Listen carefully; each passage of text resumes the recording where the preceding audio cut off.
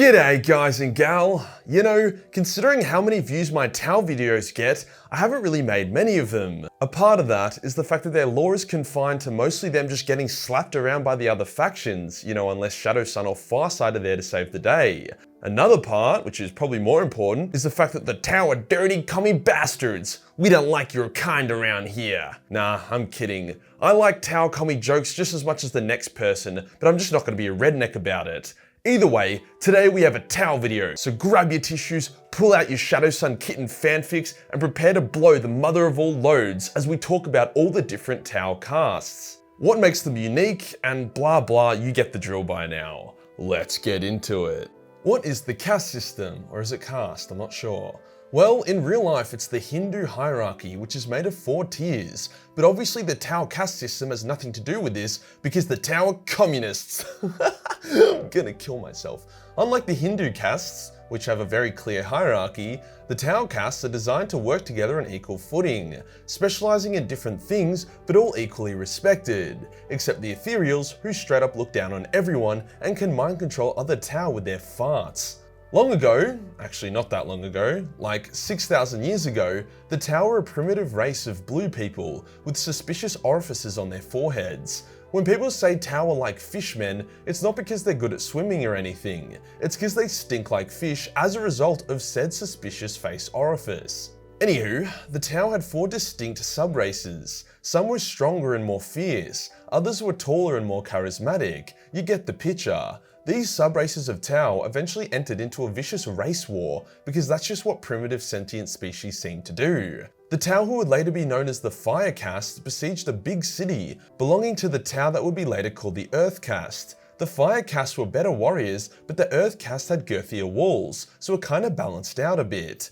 If the Fire Caste had been attacking, let's say, the Watercasts, who specialise in sucking dick and signing diplomatic agreements, then it would have been an absolute curb stomp. Moving on, the war ended when some mysterious tall Tau appeared and were like, "Oi, dickheads, settle down and stop fighting."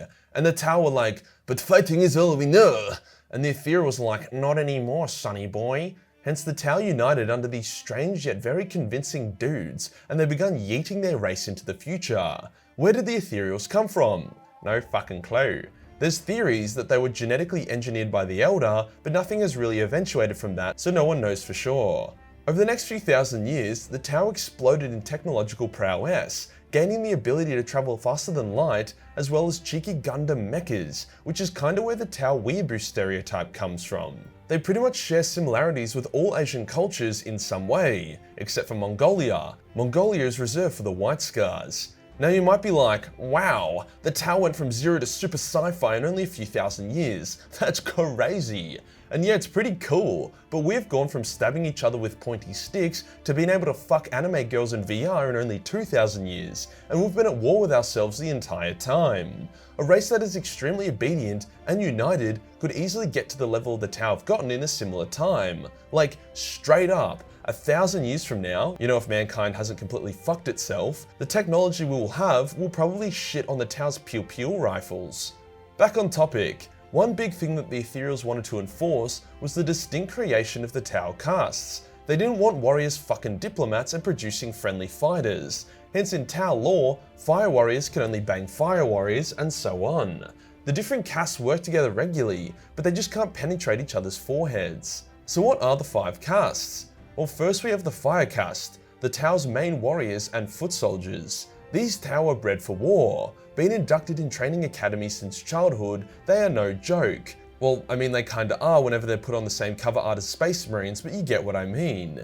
If a Fire Caste child is deformed or just, you know, a bit of a retard, they are culled. The Tau warriors are encouraged to form intense bonds with each other, with some Tau even performing a talisara, which is when 2 Tau have gay sex, but they say no homo the whole time, so it doesn't count. I'm sorry, I'm fucking high on painkillers right now. Now, a talisara is like a binding ritual that can be done with either girls or boys, in which the Tau basically form an unbreakable bond. The Tau encourage this because it improves morale in battle, if you're fighting side by side with your best mates. Like, most Tau squads are made up of warriors from the same planet or even academy.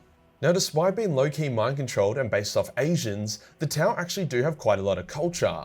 When a Tau wants to move up in the world, and they've served in battle for long enough, they may attempt a trial by fire. For some Tau, this means gladiatorial combat, and for other Tau, it might mean racking up a bunch of kills in battle. But either way, if a Tau warrior survives their trial by fire, they are ranked up. A trial by fire can be initiated once every 4 years, which might not seem like a long time, but Tau don't live too long, so it's proportionate. In order to be eligible to use a Tau battlesuit, you know, those mechas they have, you're expected to have completed a number of trial by fires. The idea is that after a few decades of service in the Tau military, you're either dead or you're extremely effective and you've achieved a shitload. The fire caste does not allow retirement unless you're some kind of legendary commander or some shit. So this system is designed to prevent mediocre fire warriors from living past the age of 25. Prominent fire caste Tau include Commander Farsight, who created the Farsight Enclaves and is an all-round badass, and Commander Shadowsun, who if you get past all the Rule 34 content about her, is actually a fucking beast in battle. Like, this bitch has been carrying the Tau hard recently, and can straight up 1v1 Space Marine heroes. I have no clue how she does it, considering Tau are weaker and worse in melee combat than even Guardsmen, but she's done it, so deal with it. The next caste is the Earth Caste, who are a bit less spicy than the Fire Caste, because you know, the Fire Caste are the ones who have to fucking kill everyone, but they are nonetheless essential to the continuation of the Tau Empire. The Earth Caste Tau are the builders, scientists, engineers, and farmers of the Tau, and as such they are the most numerous. They are seriously carrying the team here, but they don't get much credit because they're all under 6 feet tall. Even though these guys rarely see combat, they are the ones who create the Tau drones and battlesuits, so their effect has been felt throughout the galaxy. It was the Earth Caste member Kabuto who invented the Tau's version of faster than light travel, and he even understood the dangers of the warp. Like, he straight up said not to abuse the technology, and you know, lo and behold, the technology was abused and a fuck off permanent warp portal was torn open in the heart of the Tau Empire, which the Death Guard almost got into. If they got there, then the Tau would have been fucked. But you know, they didn't, so all is well. Another interesting Earth Caste member is Ovessa, who actually fights alongside Commander Farsight, making him one of the only Earth Caste combatants. To be fair, the Farsight Enclaves aren't too fussed about enforcing the caste system, but still cool to see an Earth Caste member blast some bitches in his own modified mecha. The next caste is the Air Caste, who are actually quite rare due to the fact that they're only really used to fly planes and shit. These guys actually did exist when the Tau were primitive. But Majorkill, there were no planes back then. How did they exist? Shut your fucking mouth, Timmy, before I finger blast your eardrum so bad that you won't even be able to hear the sound of your own screams. Evolution, baby. Originally, the Air Caste Tau had these weird glidey membranes that they could use to zip around like a flying possum. As such, they would be hired by the other Tau to deliver messages and whatnot. These days, they've lost their weird wing membranes as well as a lot of their bone density, since they rarely ever go onto planets. A plus side is that their reflexes and precision is much greater than the other Tau, even better than human pilots. But yeah, if you kick one of these dudes in the shin, they would go down hard. In saying that, these guys are very brave. They will gladly fight and die against the horrors of the galaxy if they believe it achieves the greater good. A popular Air Caste member is Supreme Admiral Korovana, who fought numerous battles against High Fleet Gorgon and emerged victorious. He was very thorough as well, making sure no bioships escaped to tell the hive mind how to beat the Tau.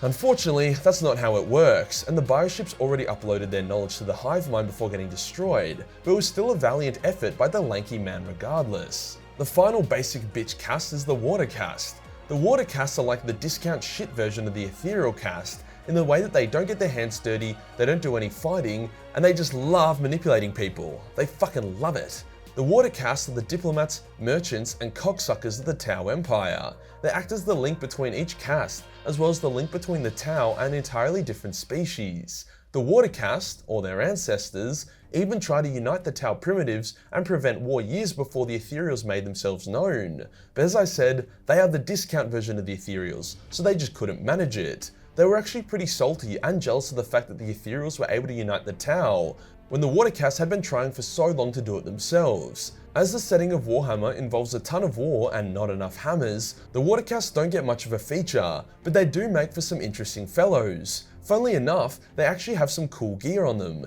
including a holographic projector and a grenade that can blow up an entire city block. You know, if negotiations don't go well. Metal as fuck. And finally, we have the Ethereal Caste, who are the leaders of the Tau Empire and may or may not be secretly a bunch of manipulative dicks who are stifling the Tau's free will and potential. The Ethereals are significantly more advanced than the other Tau. Whilst normal Tau from all castes live to about 60 years old, the Ethereals are seemingly immortal. They are also able to seemingly control other Tau either through the use of psychic powers or pheromones.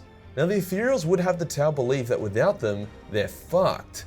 And maybe that was true for a time, but the successful existence of the Farside Enclaves contradicts this theory. It might have even been the Ethereals who manipulated the primitive Tau into going to war so that they would be able to swoop in and take control. When an Ethereal is on the battlefield, they boost the fuck out of the Tau warriors there, but if an Ethereal dies, then the morale aura they emit doesn't just vanish, it straight up shatters, and the Tau will often fall to their knees in despair and sadness, even if the battle is still super winnable. Some strong-willed Tau can resist that urge, but yeah, not ideal. The Ethereals aren't vulnerable to each other's mind control, hence each Ethereal has a strong personality that sometimes conflicts with the others.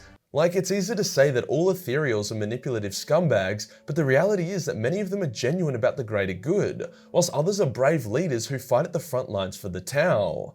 Unfortunately for the Ethereals, as it's very obvious how important they are to the Tau, alongside the fact that they're very easy to identify, they are prone to getting assassinated. Like, a lot.